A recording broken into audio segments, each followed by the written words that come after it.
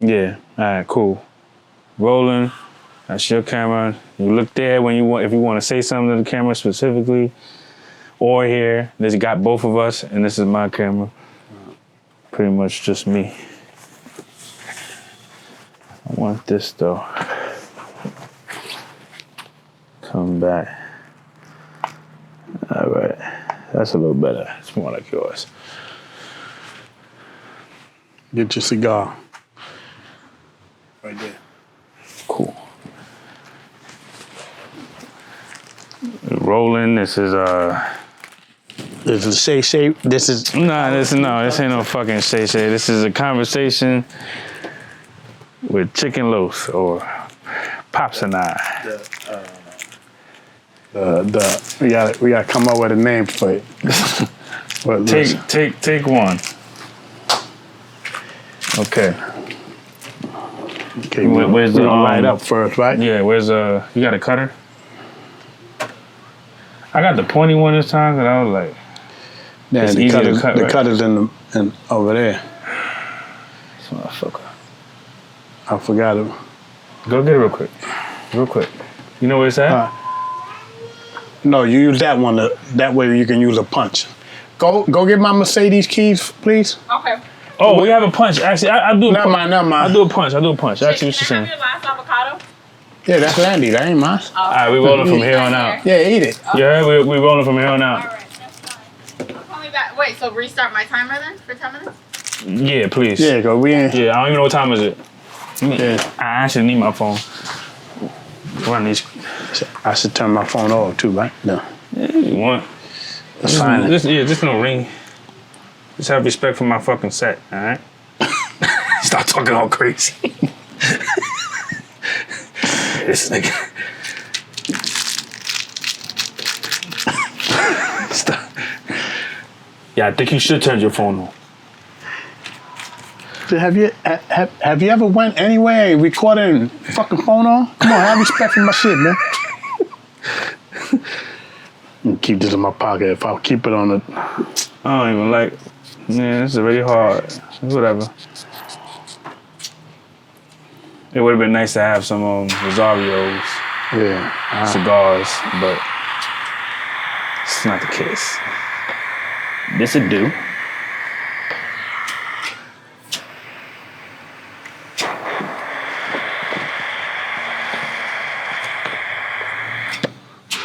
So I had this, this idea since I would say last Father's Day, 2023. Of just, I guess, recapping with you or just catching up with you. Never really had a sit down or one-on-one when it comes to fatherhood. You're a new father, yeah. I was about to say I'm still fairly a new father. I'm 3 years now, 4 years rather. And I've learned a lot in these short 4 years. I've learned a lot from you. Still currently, I'm learning every day. Even when I see you as a grandfather, makes me think of what you was to me when I was my son's age, my kids' ages, when I was 4 or 3, I see how you all was journey, and it just makes me wonder, like, your perspective or your mindset when I came into your world, or just in general when you became a father in general, because I have an older brother. You became a father at a young age as well. Right. So I kind of just want to reflect on a lot as far as the first time you became a father, how you felt, the circumstances, and if you got any questions for me, spin it back on me, or how you feel about, how I feel about being a new father. But I got some basic standard questions to kind of like tip things off, and we'll just take it from there. And you first asked the question how I felt when I first became a father at 16. Yeah, let's start off there. Yeah. Yeah, we can start off there. But the first thing I would like to say, also, no matter what age, it's not a book, a playbook to tell you how to be or show you how to be a father. That's a learning process that, you learn as you go. Just know that's for sure. We especially when you become a father for the very first time, that's a situation where it's new to you and you're scared, you don't know. I'm sure that when you had your first child, you was nervous and scared. You was nervous and scared, so wondering, damn, I got a newborn coming in this world. I got to take him under my wings, and I got to do what I got to do. So it's a nerve-wracking, situation. But to answer your question, when I was 16, I had my first son, your brother. I was scared as hell. I was a kid. I was a kid trying to be a father. I didn't know what to do. Your grandmother was the one that really helped me do that, and my uncles. But I didn't know what to do. I didn't know the first thing about. I was 16 years old. I was trying to get my stuff together. So that was a scary situation for me. So to answer that, I was a scared young kid at that age. So I just learned as I kept going. I learned to be a father. I still had not learned everything I should be learning at that age because I was busy running the streets and doing what I had to do. But when it came to you, I was much older. I was 29. Yeah, that's a 13-year difference. Yeah, I was 29. I was already, a man, a full-grown man at that time. So I knew what I had to do, and I knew what I needed to do. So when you came in my life, it changed. First, let me get back to something first. And I remember at a younger age, 23, 24, I would drive. I would drive crazy. I would just drive and cut people off and do what, when I was younger. You would say you were a little bit of a reckless driver? Right, reckless driver, I say. And I had a fast temper, where if somebody said something to me, I would respond with negatively, But when you came in my life, all of that stopped. I said, I can't afford to not be here to raise you. So I knew that being a reckless driver, that would sooner or later lead up to something, an accident or death or something. I knew that had to stop. I knew me jumping off, going from 0 to 100 right away. I knew that had to stop. So all of that changed when you came into my life. I feel because of you being born, it kind of saved me too. Because it saved me the route where I was going. And kids, they don't understand. You're a kid. You don't know what's going on. You're an infant. You don't know what's going on. But I knew what I was doing, and I knew how I was living. So I knew all of that had to change, which I did that. And from that point on, I was being the father that I had to be. Where I feel father is a provider, a protector, a teacher, the one that do most of the discipline. Disciplinarian. Right, so all of that played a big part in your life, and you can contest that. You know how I was with you, raising you as far as being disciplined For sure. and providing, protecting, being a friend. Very friend, loose with that word. Yeah, Very right. loose. Right. That friend. That's a loose term. Right. I never felt. Go ahead. No, I'll explain that term for me and you as well. What it means to me. Right. But go ahead. I think that's a mistake a lot of parents do. They want to be friends with their kids. And I remember me and you, I don't know if you remember, at an age, I was playing a game with you, and we was acting like like friends, playing the game, joking around, teasing each other, and you got kind of carried away. And then I caught myself. I said, see, that's the part where I have to Draw a line. See, now he thinks that we friends here. Right. He got to understand that, no, I'm your father. I'm your father first. Right. I'll be your friend second, but first of all, I'm your father. So you're right. Using that, you got to use that word. That Very lightly. Yeah, real lightly, yeah. And it was a bunch of times just in growing up where I could say one of your top 5 lines is, I'm not your friend. Right. I'm not one of your friends.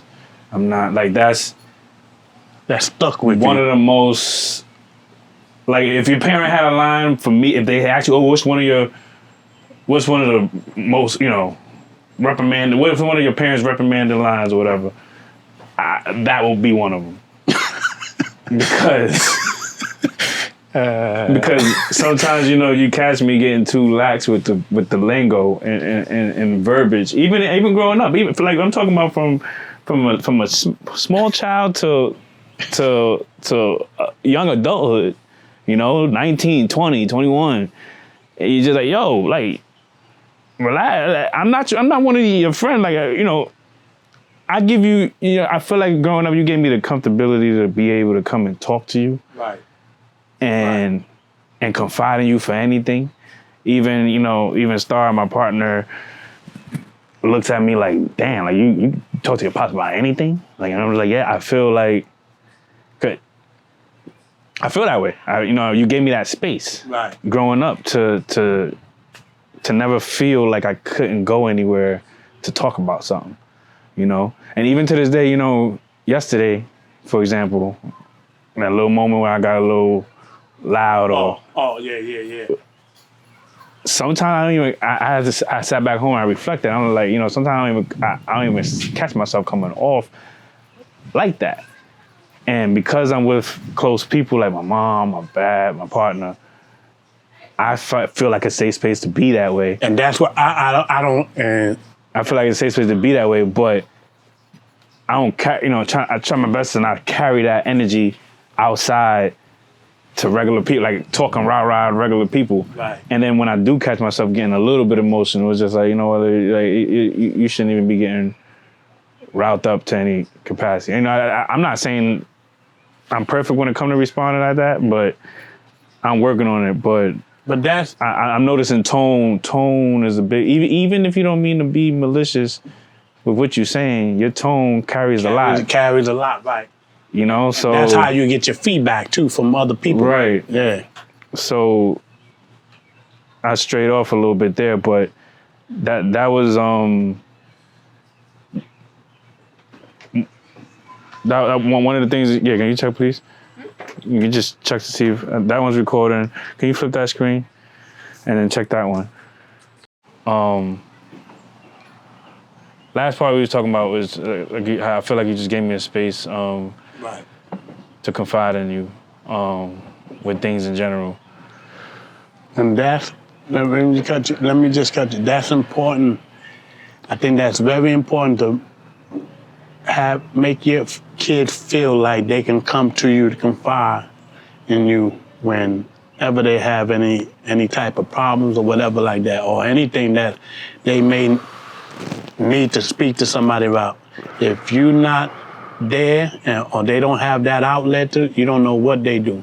That's why with your kids, that's one thing you got to keep open and and let them feel comfortable with that part as far as saying, I can tell my dad anything. Yeah. You know?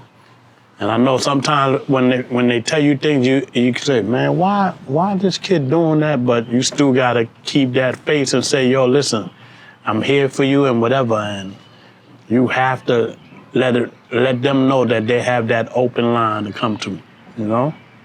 Gotta let that's very important. Kids being gay and things like that, they need someone to confide in. You need that. When it comes to the sexuality, put it. Yeah, sexuality, yeah. Anything. Yeah, anything. Know? What does it mean to be a good father to you? In your opinion, what does it mean to be a good father? To be there for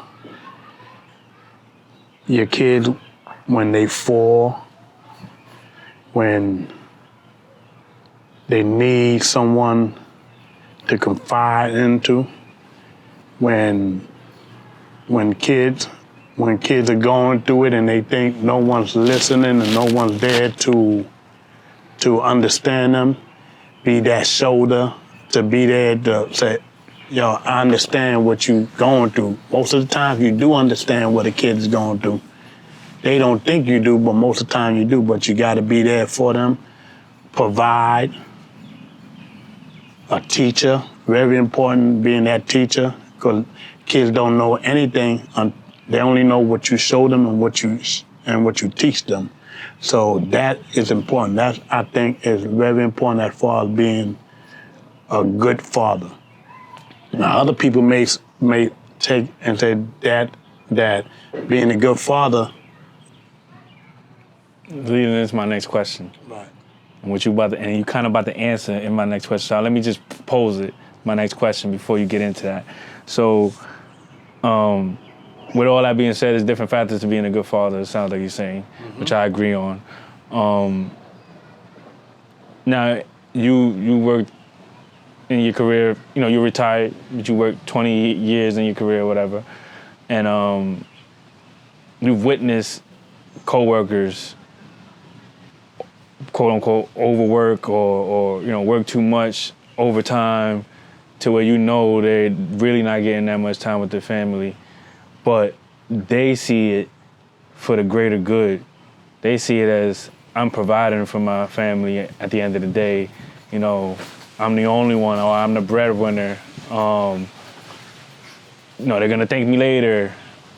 They don't see it now, but I'm the one that's keeping everything afloat. What would you say to a person like that who thinks that's the only way to be a good father, to be a good provider? No, in some situations, it calls for that. You may have a spouse that just is the home taker, right. the home taker, the person that take care of the kid in the home. And if that's the case, I don't knock that. That's nothing wrong with that you have to go out and work and earn to keep food on the table. It is what it is. Right? It is what it is. That's part of being a good father, providing. Right. But with me, I said, this is how I seen it. I seen it like this. I said, I'm gonna provide, but I'm also going to spend time. If you notice, I went to all of your games. I took you to all of your games. I went every show that you had in school. I was there. I made sure I made time to be there. So it's two sides of that coin right there. So another father will say, I can't be at your shows. I can't be at your games because I got to provide. That's a good father to me. I don't think he's not a good father because he can't show up to he can't do it. You will hope that the mother will be at the games. But he's providing. If he's providing and still at home doing what he needs to do, teaching and showing the kid right from wrong, that's a good father to me.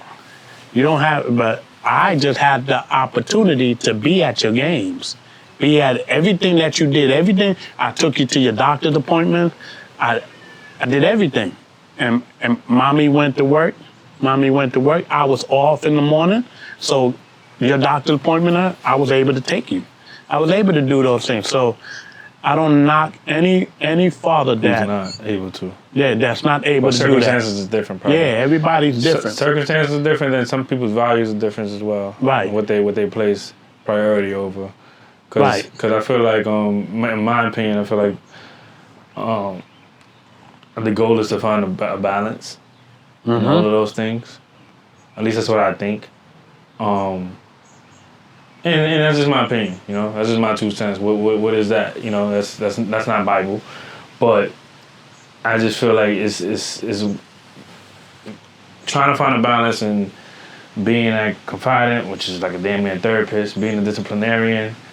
A lot of hats, yeah. You know, being a provider, the protector. You know, and then you're the guy that they're supposed to be coming to in the family, as far as the head of the household. You understand? So, who are you going to?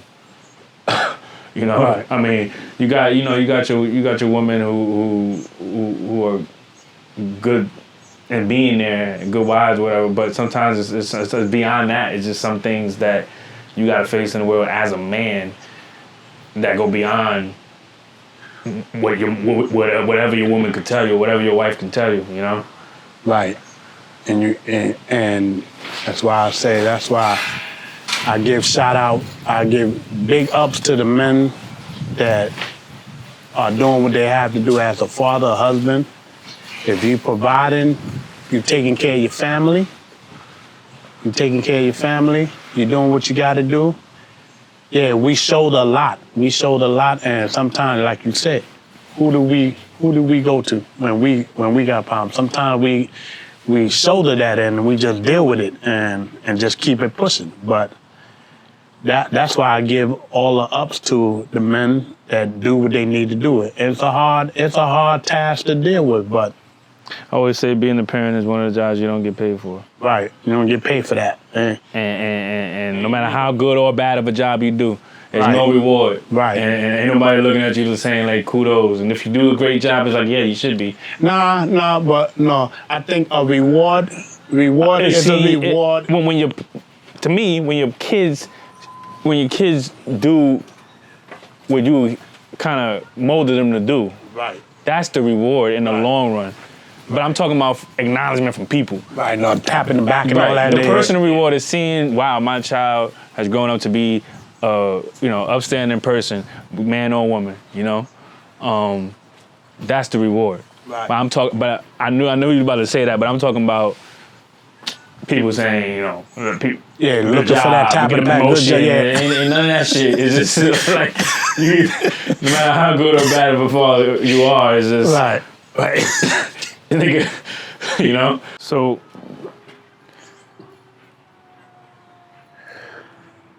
I forgot the fucking question I had, but one of my questions, just for background purposes, just context to how you became the father you are. Cause I think you're a great father. Thanks. Did you have your father in your life? This is I would say no. The way I was in your life, I think back to how my father was in my life. No, he wasn't in my life. He didn't play a big part of my life. So percentage-wise, how like? I'll say about 40%. Oh, to be honest, I'm not gonna lie. I thought it would be less. So, growing up, I don't know too much about Wello, right? I haven't grown up to have a grandfather. And that's another thing for me that's interesting because I don't have that dynamic. I never grew up with that dynamic, but my kids have that. So that's so awesome to me. So you say 40%. So No, you know, now reflecting back, no. growing up, like when would you say you stopped seeing your father in your life? 9 years old. Okay. From 9 till now, you never been in contact or I've been in contact with. I was until in he passed. I'm sorry, I said now. But No, until he passed. until he passed. Right. I was in but it was minimal contact. Was you in contact as an adult ever? 20s? When you had me, when you had No. my brother? No, well, we really so I gave it a higher percentage. I say about 20 to 30%. 10. Yeah, 10, yeah, 20. yeah. I was trying to be generous, I guess. No, be But, real. Yeah, but so it was probably Less than 20. that. Yeah, 10, 20%. So The ones, yeah, okay, the ones that play a big part of the way I am, my uncles. My uncle Willie, Julio, Victor, Ray, especially Uncle Carlos. Those was my father. They was my father. All of them. They the one that showed me, especially Uncle Carlos. They the one gave me the path, and I seen. See, you learn two things from your family members. With me, I learned two things with my uncles. I learned the good side and the bad side. The bad side was my uncles and them being on drugs, and they telling me, showing me, you don't do this, we don't want you to be like us. We want you to be better than us, and that. They showed me things, and I seen things, but I said, I know that's not the way to go. So that was a big help for me. Even though it's negative, it was a big help. I see where they went. I see the lane they was going at. And I seen how that messed them up as far as financially, being a father. It messed them up all the way. Now, on the other side, Uncle Carlos, totally different. That was the good side of the coin. Showed me how to keep your finance together, how to be a father, how to be a husband. Everything I learned as a man, I grew up mostly, and it's all learned from Uncle Carlos. So my father had nothing to do with that. Yeah. He had nothing to do with that's not the way you do this, and it's not the way you do it like this. That was never from my father. Right. So you never really had none of those experiences. Like, can you imagine your life without any uncles? Oh no. Because for this kind of leads into my next topic. There's this. I forget how it goes exactly. I'm trying to get it right before I say it, but. A man would do a better job raising children, boy or girl, by himself than a single mother would. So a single father would do a better job than a single mother would. That's kind of pretty. I don't know why it took so long to say that, but if you was a single father with no wife, and granted, I'm gonna say this. I definitely agree. You need both parents, mother and father. However, circumstances are not always like that. Right. So if we just had to compare the two, they say the children would be better off in a household with a single father than it would be growing up with a single mother. And I don't know too many people in these circumstances, so I can't really properly judge that. However, what I do notice is that the successful dudes who do have single mothers always got some type of story of